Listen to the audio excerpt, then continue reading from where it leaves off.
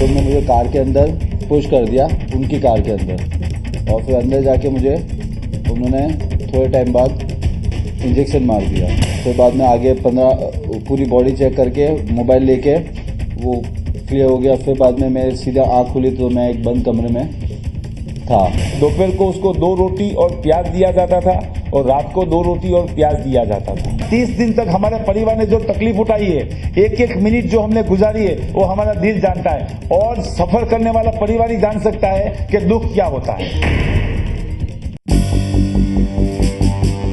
ये 25 करोड़ की फिरौती की चौंकाने वाली, हैरान करने वाली और गुस्सा दिलाने वाली वो कहानी है जो 29 अक्टूबर की शाम 7:05 पर दिल्ली से करीब 1300 किलोमीटर दूर गुजरात के पड़ोसी केंद्र शासित प्रदेश दमन में शुरू हुई थी। सूरत के कारोबारी हनीफ हिंगोरा का बेटा सोहेल हिंगोरा 29 अक्टूबर की शाम को अपने प्लांट से घर लौट रहा था जब बिहार से दमन पहुंचे अपहरणकर्ताओं ने सोहेल हिंगोरा पर हमला बोला। मैं मेरे प्लांट से निकला और वहां से मैं 3 से 4 मिनट बाद मेरा फोन चालू था। 3 से 4 मिनट बाद एक आदमी ने आके मुझे रोका, फिर उसने मुझे एक बार जाने दिया, फिर बाद में वापस उसने आगे से एक कार ने मेरे आगे की साइड को कवर कर लिया और पीछे से एक कार ने कवर कर लिया। फिर बाद में वो लोग मुझे पुल करने लगे, मैं बाहर निकला, फिर वहां पे काफी फाइट्स हुई। बदमाश अपनी गाड़ी से सोहेल को दमन से करीब 1800 किलोमीटर दूर बिहार के छपरा में ले गए। वहां पे मैंने उनको पूछा कि तारीख क्या है, तो देयर वाज 31 और पूरा बंद कमरा था उसके अंदर और एक ही रूम था, सिर्फ एक वेंटिलेशन से पता चलता था कि दिन है रात है। इधर दमन समेत 7 राज्यों की पुलिस सोहेल की तलाश में जुटी थी, लेकिन सोहेल का कोई भी सुराग नहीं मिल रहा था। अपहरणकर्ता लगातार सोहेल के पिता हनीफ पर फिरौती की रकम के लिए फोन पर फोन कर रहे थे। आखिरकार सोहेल के पिता फिरौती की रकम लेकर घर से रवाना हो गए। 2200 किलोमीटर के सफर में 40 ठिकानों का चक्कर लगाने के बाद 28 तारीख को फिरौती की रकम लेने के बाद उनके बेटे को हवाले कर दिया। आखिर में मेरे बच्चे की सेफ्टी के लिए मैं उनको सरेंडर हुआ और 28 तारीख को 28 नवंबर को उन्होंने जो रैंसम अमाउंट बोली थी वो पटना जाके मैंने चुकाई और पटना से मेरे बच्चे को रिहा करके मैं सूरत लेके। इसके बाद शुरू हुई अपहरण में शामिल लोगों तक पहुंचने की तलाश। जिस घर में सोहेल को छिपा कर रखा गया था वहां पर लगे एयरटेल के डिश का नंबर सोहेल ने याद कर लिया और फिर दमन पुलिस ने बिहार पुलिस की मदद से छपरा के एक गांव में रंजीत नाम के शख्स को गिरफ्तार कर लिया। रंजीत को गिरफ्तार तो कर लिया गया, लेकिन उसमें शामिल उसका भाई दीपक की तलाश अब भी पुलिस कर रही है। छापामारी के क्रम में रंजीत सिंह के घर से 30,500 रुपया नगद, सोहेल हिंगोरा का विजिटिंग कार्ड वगैरह बरामद किया गया। वो घर जहां सोहेल को छिपाया गया और जहां से रंजीत को गिरफ्तार किया गया, रंजीत के पिता नागमणि सिंह के नाम है, जो झारखंड पुलिस में असिस्टेंट सब इंस्पेक्टर हैं। नागमणि के खिलाफ भी एफआईआर दर्ज हुई है, लेकिन नागमणि ने पूरे मामले को साजिश करार दिया है। हनीफ के पिता ने इस अपहरण में बिहार पुलिस और सत्ताधारी जेडीयू के नेता के शामिल होने का आरोप लगाया है। वो लोग पॉलिटिक्स का हर चीज जानते थे और बहुत इंटरेस्ट था उनको पॉलिटिक्स में और बार बार रूलिंग पार्टी के मिनिस्टरों का, रूलिंग पार्टी का नाम लेते थे, जनता दल यू का, और पुलिस के बड़े बड़े अधिकारियों का नाम लेते थे।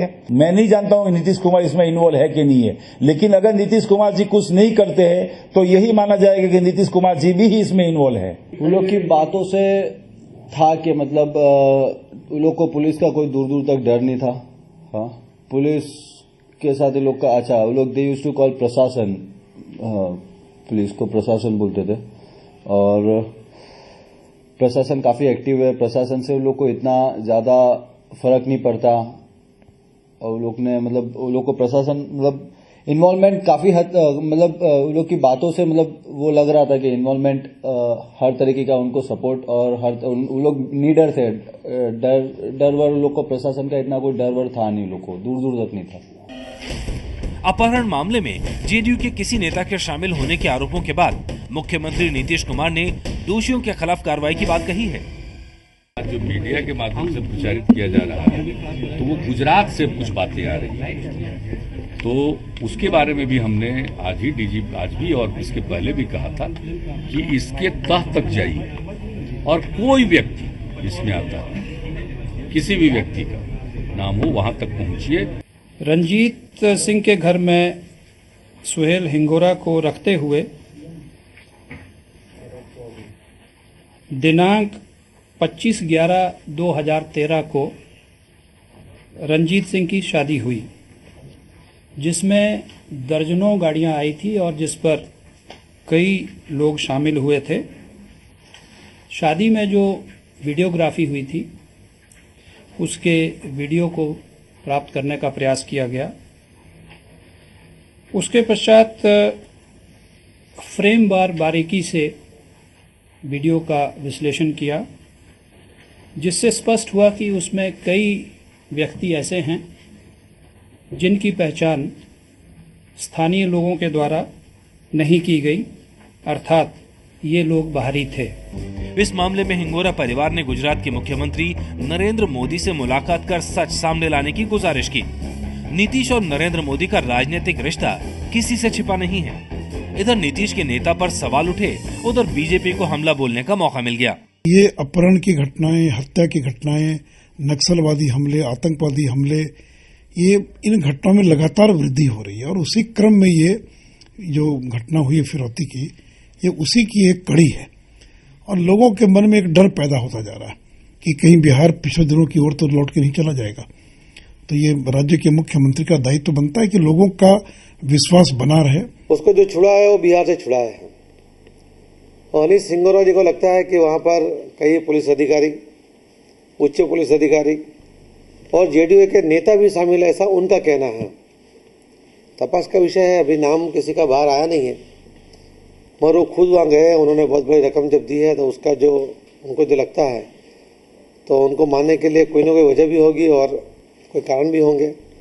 सुहेल हिंगोरा की बातों से साफ है कि अपहरणकर्ता न जाने कितनी बार ऐसी घटनाओं को अंजाम दे चुके हैं और अगर इन पर किसी रसूखदार नेता का हाथ है तो अब स्थिति ज्यादा खतरनाक है।